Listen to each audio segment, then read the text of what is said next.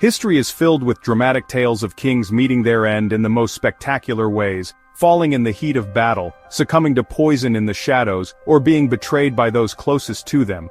These stories have shaped our understanding of what it means to be a ruler, and how a king's life is often as turbulent as the times he lives in. But the fate of Sigurd the Crusader, King of Norway, stands apart.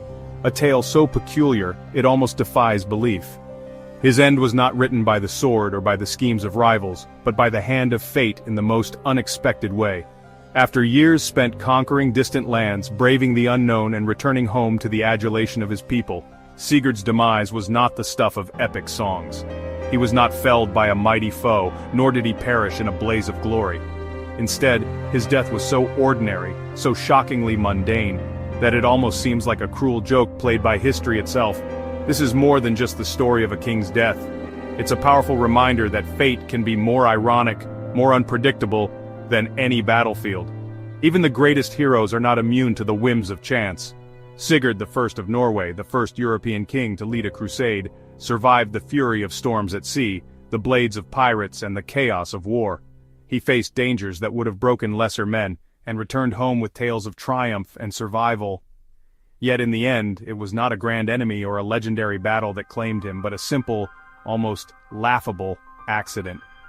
Imagine a king who witnessed the splendor of Constantinople, who bathed in the sacred waters of the Jordan River, and who played a pivotal role in the capture of the ancient city of Sidon.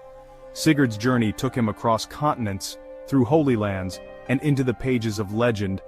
And yet, after all these extraordinary feats, his life ended in a way no one could have foreseen. Not by the hand of an enemy, but by a twist of fate so trivial, it almost mocks the grandeur of his adventures. Sigurd's story forces us to reflect on the true nature of heroism. What does it mean to be a legend, if even the greatest can be undone by life's smallest, most unexpected turns? It challenges our ideas of glory, and reminds us that even the mightiest are vulnerable. How could a man who survived so many perils, who outlasted storms and swords, meet such an unremarkable, almost forgotten end? It's a question that lingers, haunting the memory of a king who seemed destined for immortality. Join us as we unravel the mystery of Sigurd the Crusader, piecing together the fragments of his life and death to discover the truth behind the legend. This is a journey into the heart of leadership, the meaning of heroism, and the unpredictable, often ironic nature of mortality itself. To understand Sigurd's bizarre fate, we need to know the man. Born around 1090, Sigurd Magnusson was a Norwegian king who co-ruled with his brothers, but he craved adventure. He embodied both the Viking spirit and Christian piety, making him a unique figure in a changing world. Sigurd wasn't just another noble, he was the first reigning king to personally lead a crusade, putting Norway on the map. His reign marked Norway's transformation from a Viking outpost to a Christian kingdom.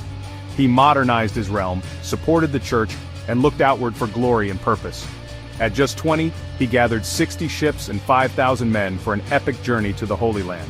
Sigurd was a symbol of a new Scandinavian leadership, seeking not plunder, but a place in a larger world. His ambition would define his legacy. The world Sigurd lived in was gripped by crusading fervor. After the First Crusade's shocking success, the fragile Crusader states needed reinforcements. In 1107, Sigurd launched the Norwegian Crusade, answering the call for glory and faith. For Sigurd, it was a chance to win honor, serve God, and embark on the adventure of a lifetime. His journey showed that the crusading spirit had reached even the far north. Sigurd's fleet brought much-needed naval power to the embattled Holy Land. Leaving his kingdom behind, he risked everything for a cause that was part holy war, part Viking voyage. His crusade would take him across Europe, to the heart of the Christian world. Sigurd's journey was a 3-year odyssey, part pilgrimage, part military campaign, part Viking saga. Sailing from Norway, his fleet wintered in England, then battled storms and enemies down the Atlantic coast. In Iberia, Sigurd's men fought Moors, capturing castles and defeating fleets, earning wealth and forging unity. In the Mediterranean, they crushed pirates in the Balearic Islands, then were celebrated as heroes in Norman Sicily. By the time they reached Acre in 1110, Sigurd's force was battle-hardened and legendary. King Baldwin of Jerusalem welcomed Sigurd personally, recognizing the value of his fleet and men. Sigurd had proven himself not just a crusader, but a master of logistics and leadership. His arrival was a turning point for the Crusader states. The stage was set for his greatest victory. The main event was about to begin. Sigurd wasted no time. He joined King Baldwin in besieging Sidon, a vital port held by the Fatimids. Sigurd's fleet blockaded the city, cutting off reinforcements and ensuring victory after 47 days. The fall of Sidon was a strategic triumph, cementing Sigurd's reputation as a hero of Christendom. With his military duty fulfilled, Sigurd became a pilgrim, visiting Jerusalem and bathing in the River Jordan. King Baldwin rewarded him with a relic of the true cross, a symbol of their alliance and Sigurd's spiritual achievement. With his goals accomplished, Sigurd prepared to return home, now a living legend. He had left Norway as a young king and returned as a celebrated champion of the faith. His journey was both a military and spiritual triumph, but the story was far from over. The seeds of tragedy were already sown. Sigurd's return was as epic as his crusade. He traveled overland from Constantinople, gifting his ships to the Byzantine emperor. His fame spread across Europe as he marched home, relic in hand, to a changed Norway. Sigurd's reign reached its peak. He built a new capital, a church for the relic, and ruled as a hero. But the sagas hint at a growing darkness. Episodes of instability and illness began to shadow his later years. Some accounts describe fits of madness or melancholy, a stark contrast to his earlier strength. Whether these were real or later embellishments, they set the stage for tragedy. The mighty Crusader king was now battling an enemy within. The seeds of his downfall were not sown on foreign soil but perhaps in his own mind. The final act was about to unfold. Sigurd's death, as told in the saga Morkinskinna, was shockingly undignified, a far cry from the heroic tales that had defined his reign. The chronicles do not speak of a glorious battlefield or a noble sacrifice, but of a moment that would haunt the memory of Norway for generations. It happened not in battle, but in a bathhouse in Oslo, a place meant for rest and healing, not violence.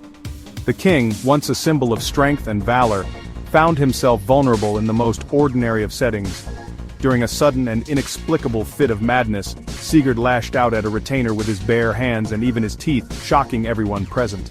The king's mind, once sharp and commanding, seemed to betray him in those final moments. The retainer, terrified and acting purely in self-defense, struck back in the chaos. In the confusion, a single blow proved fatal, ending the life of the king in a moment of panic and fear. The hero of Sidon, the man who had received the true cross and inspired armies, died not by enemy hands, but in a tragic accident, his legendary status unable to shield him from the frailty of the human mind. The court was left in utter disbelief.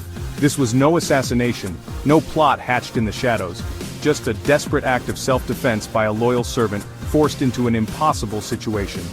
After much deliberation, Sigurd's end was ruled an accident, a tragic consequence of his mysterious illness.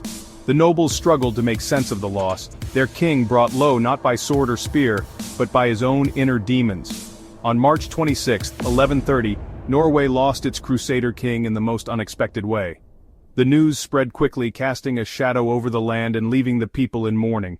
His death was a stark contrast to his legendary life. A life filled with adventure, conquest and faith now ended in confusion and sorrow. The mighty king fell, not to a foe on the battlefield but to his own inner turmoil.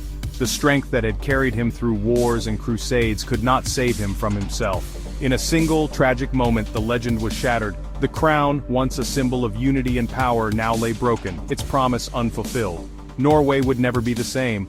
The loss of Sigurd marked the end of an era, leaving a nation to grapple with the legacy of a king whose final stand was as human as it was heartbreaking. Sigurd's sudden violent death plunged Norway into chaos. His son Magnus became king, but a rival, Harald Gill, soon challenged him, breaking old oaths. The bizarre story of the bathhouse spread quickly, shaking the nation's faith in its hero. The relic of the true cross, once a symbol of triumph, now marked the end of an era. Harald's challenge sparked a brutal civil war, tearing Norway apart for generations. The unity Sigurd built crumbled overnight, replaced by betrayal and bloodshed. His death marked the end of Norway's golden age on the European stage. A single moment of madness had undone a lifetime of achievement. Sigurd's story is more than a strange historical footnote. It's a window into the timeless enigma of what it truly means to lead. Across centuries, the burdens of leadership have weighed heavily on those who wear the crown, and Sigurd's life is a vivid example of this enduring struggle. He conquered enemies abroad, leading armies through foreign lands and earning glory on distant battlefields. His victories were celebrated, his name whispered with awe and fear. Yet the challenges he faced on the battlefield were only part of his journey. Behind the walls of his castle, Sigurd faced a darker battle within himself. Was it illness, trauma from years of war, or the crushing weight of responsibility that haunted him? The truth remains elusive, shrouded in the mists of history. Or was there something else, some hidden force or secret sorrow, that led to his tragic end? We may never know the full story, and that uncertainty is part of what makes his tale so compelling. His life reminds us that the greatest threats to leaders can come from within, not just from enemies at the gates. The pressures of rule, the isolation of power, and the fear of betrayal can erode even the strongest spirit. Sigurd's triumphs and downfall force us to see our heroes as human, brilliant, flawed, and vulnerable. Their legends are built on real struggles, and their victories often come at a great personal cost. The Crusader King's bizarre death is a powerful reminder. History is never simple. Every legend is layered with mystery, and every hero's journey is marked by both light and shadow. Behind every legend are the unpredictable struggles of real people. Sigurd's journey was legendary, filled with triumph and tragedy, courage and doubt. But his end reveals the true fragility of power, and how quickly fortune can turn. Even the mightiest can fall, and their stories remind us of the delicate balance between greatness and ruin. There are countless stories like his, hidden, complex, and waiting to be uncovered. Each one offers a new perspective on the past and a deeper understanding of the human experience. The mysteries of history are endless, and every discovery brings us closer to the truth, even as new questions arise. Follow along as we explore more mysteries from the past and uncover the hidden stories that shaped our world.